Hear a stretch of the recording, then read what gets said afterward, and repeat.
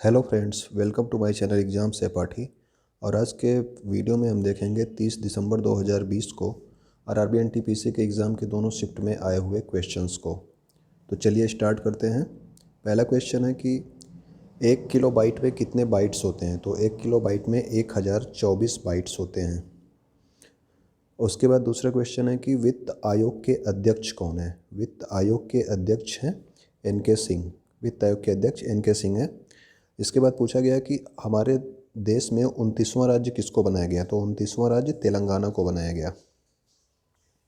अगला क्वेश्चन है कि ट्रैक बॉल जो कंप्यूटर में यूज़ होता है ये किस लिए यूज होता है। तो ट्रैक बॉल एक पॉइंटिंग इनपुट डिवाइस है। आप लोगों को ध्यान रखना है कि ट्रैक बॉल एक इनपुट डिवाइस है। ओके।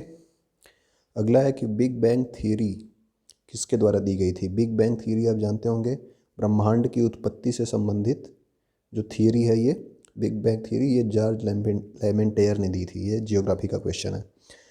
विच इसमें जो अगला क्वेश्चन है वो पूछा गया है कि अरुणाचल प्रदेश और आसाम को जोड़ने वाला रेल ब्रिज का क्या नाम है।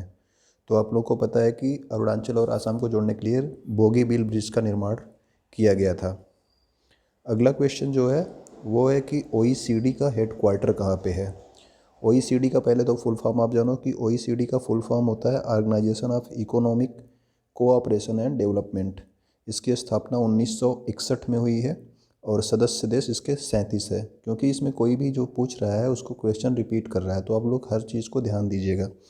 तो OECD का जो मुख्यालय है वो आपके पेरिस, फ्रांस में है।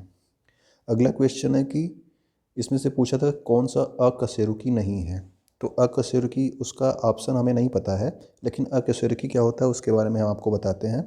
अकशेरुकी उन प्राणियों को कहते हैं जिनमें मेरुदंड नहीं होता है और न ही किसी अवस्था में मेरुदंड विकसित होता है। तो अकशेरुकी के उदाहरण आप देख लीजिए, कीट, केकड़ा, झींगा, घोंघा, ऑक्टोपस, स्टारफिश, ये सब अकशेरुकी हैं। इनमें जो है मेरुदंड का विकास नहीं होता है। इसके आगे क्वेश्चन देखिए, फिर पूछा है गवर्नमेंट ऑफ तेलंगाना। ये क्वेश्चन कल के भी एग्ज़ाम में था। तमिल साई सौंदर्यराजन। क्वेश्चंस सब रिपीट हो रहे हैं मैक्सिमम।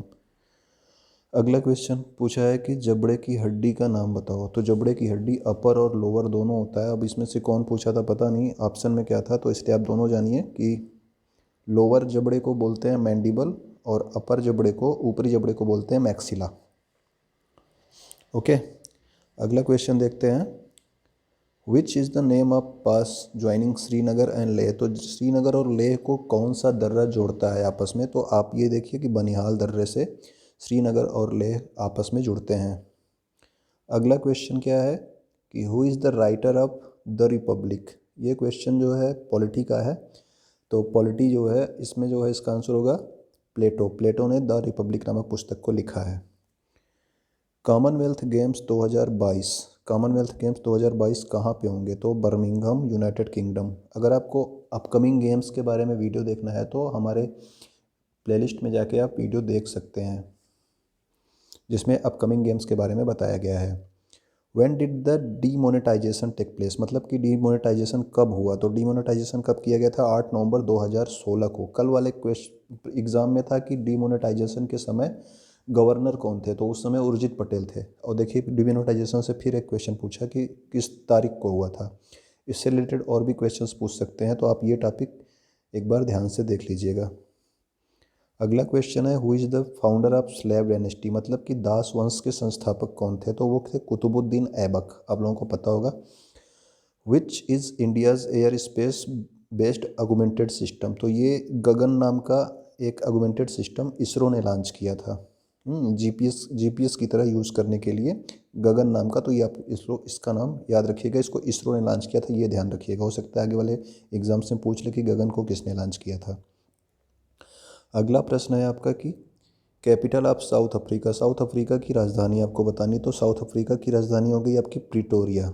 ओके। रैयतवाड़ी प्रथा कब स्टार्ट हुई और कहाँ पे। तो रैयतवाड़ी प्रथा स्टार्ट हुई थी 1820 में। रैयतवाड़ी प्रथा 1820 में स्टार्ट हुई और ये बम्बे और मद्रास के क्षेत्रों में और असम और कुर्ग के राज्यों में स्टार्ट हुई थी। दाचीगाम नेशनल पार्क के बारे में पूछा गया। तो दाचीगाम नेशनल पार्क आप लोगों को पता है कि जम्मू और कश्मीर में है।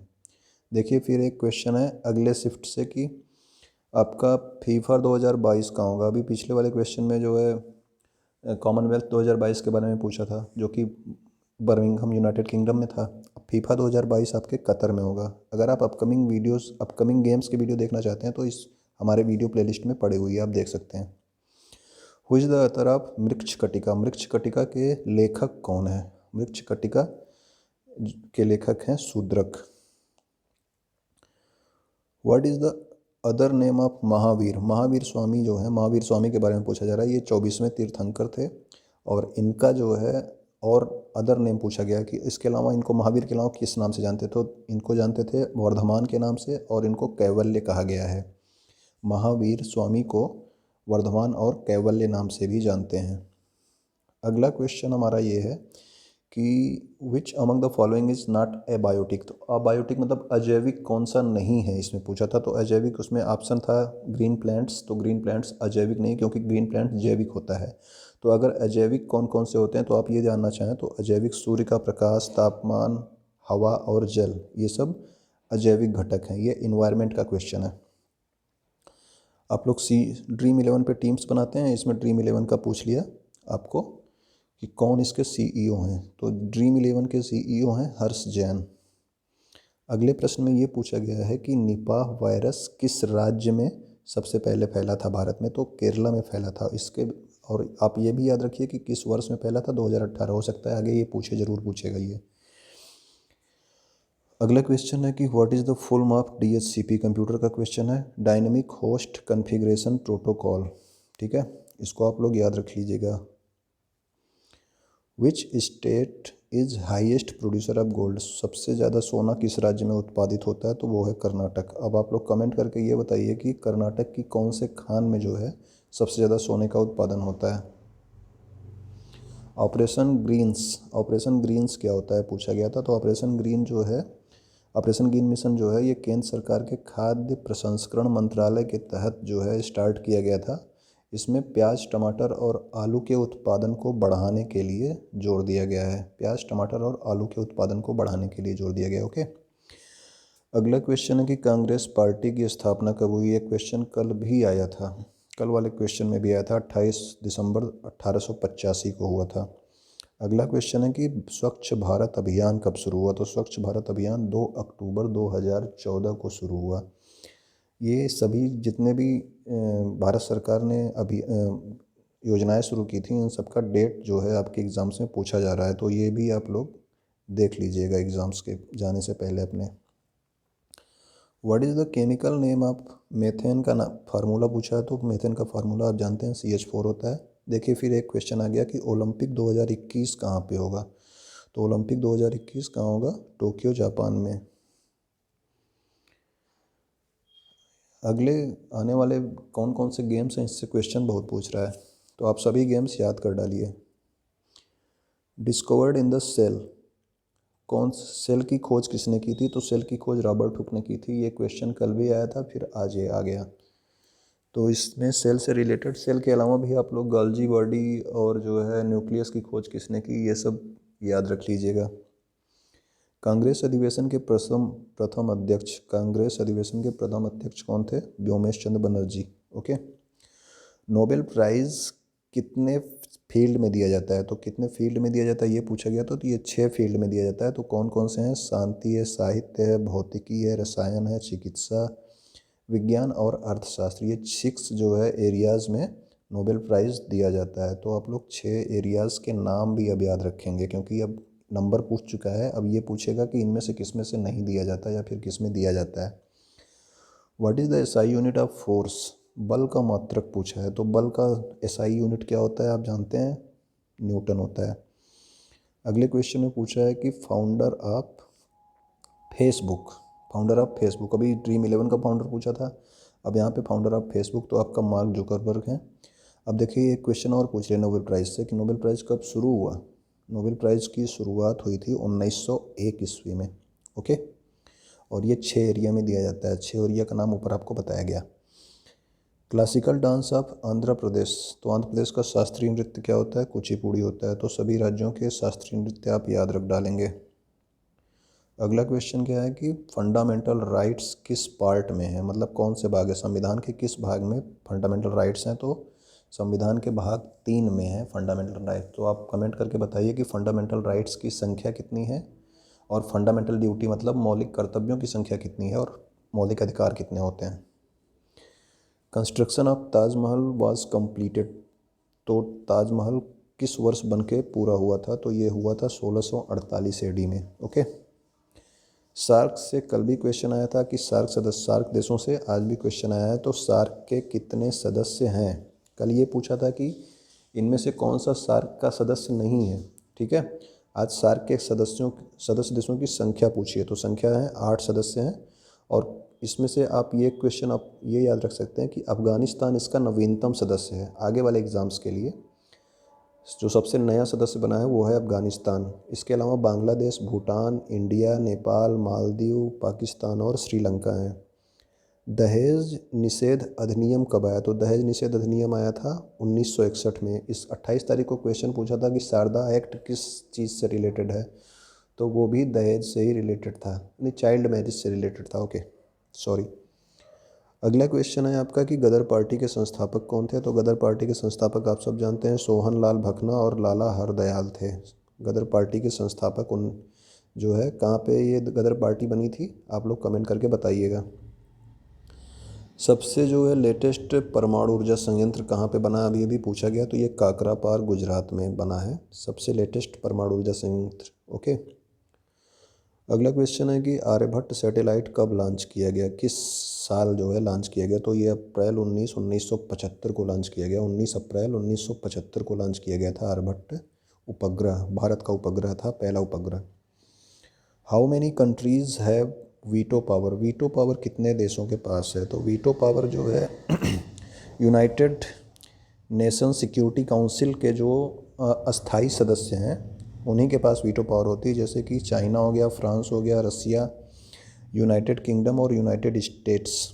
तो ये 5 देश हैं जो कि आपके परमानेंट है। भारत जो है परमानेंट नहीं है, भारत अस्थाई सदस्य है। अगला क्वेश्चन है कि how many states and union territories of India, मतलब कि समुद्री सीमा बनाने वाले राज्य और केंद्र शासित प्रदेशों को पूछा गया कि समुद्री सीमा कितने राज्य और केंद्र शासित प्रदेश बनाते हैं। तो आप 9 स्टेट्स हैं जो समुद्री सीमा बनाते हैं और 4 केंद्र शासित प्रदेश हैं जो कि समुद्री सीमा बनाते हैं। अगला क्वेश्चन है कि राज्यसभा में कितने सीट्स हैं, तो राज्यसभा में कुल 250 सीटें हैं, जिसमें से वर्तमान में 245 हैं, जिनमें से 233 मेंबर राज्यों से और केंद्र शासित प्रदेशों से चुन के आते हैं और 12 मेंबर्स को राष्ट्रपति जो है नॉमिनेट करता है। ओके। अगला क्वेश्चन है कि बेटी बचाओ बेटी पढ़ाओ अभियान कब स्टार्ट हुआ। देखो फिर एक अभियान के बारे में पूछ लिया, तो अभियान आप लोग डेट याद रख डालो कि या फिर ईयर याद रख डालो कि किस ईयर में कौन सा जो है योजना लॉन्च हुई है। तो ये बेटी बचाओ बेटी पढ़ाओ आपका 22 जनवरी 2015। अगला क्वेश्चन पूछ सकता है कि कहाँ पे लॉन्च हुई, तो ये कहाँ पे हुआ था, पानीपत हरियाणा में। गोल्डन क्वाड्रिलेटरल स्कीम यानी कि स्वर्णिम चतुर्भुज योजना किस प्रधानमंत्री ने शुरू की थी, तो इसको शुरू किया था स्वर्णिम चतुर्भुज योजना 4 महानगरों को जोड़ने के लिए अटल बिहारी वाजपेयी ने 2001 में शुरू किया था। इसमें कुल 5846 किलोमीटर लंबी सड़कों का निर्माण होना था, जो कि 2012 में पूरा हुआ। 2001 में शुरू हुआ था, 2012 में पूरा हुआ और इसमें लगभग 6 खरब रुपए की लागत आई है।